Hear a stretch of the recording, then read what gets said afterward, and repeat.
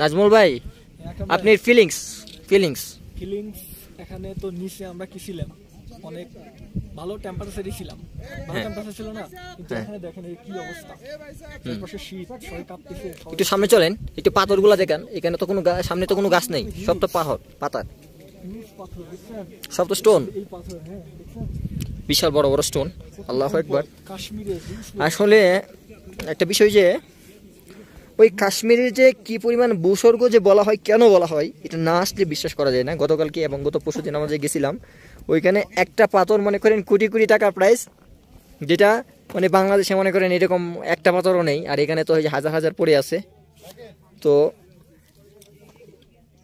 বাংলাদেশের একটা ডিস্ট্রিক্ট বিক্রি করলে যে পরিমাণ হয়তো টাকার অ্যামাউন্টে, তো এখানে হয়তো একটা গ্রাম বিক্রি করলে তার চেয়ে বেশি অ্যামাউন্ট হবে, এরকম একটা অবস্থা। দেখেন কোটগুলো ঠান্ডা হয়ে গেছে, কিন্তু ঠান্ডা হয়ে গেছে, একেবারে কিন্তু বড় দুর্ভাগ্য যে আমরা আসলে বরফ দেখতে পারি নাই। তো শীত লেগে গেছে, আমি শীতে কাঁপাকাঁপি শুরু করে দিয়েছি অলরেডি। বরফ মনে হয় নিচে না ওই সাইডে। হ্যাঁ চলেন, আরেকটু আরেকটু আরেকটু ওই সামনে চলেন, কোনো সেফটি ওই সামনে চলেন, লাস্ট জোনে চলেন, সেফটি জোন। ঠান্ডা বরফ হয়ে গেছে।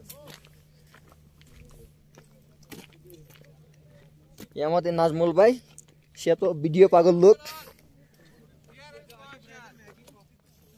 অনেক নিচে, অনেক নিচে, আল্লাহু আকবার।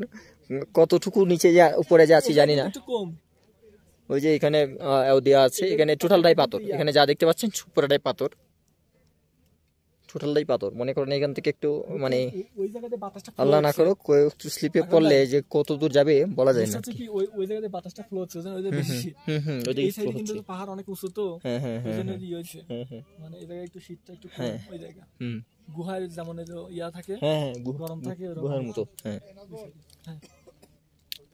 ওকে নাজমুল ভাই।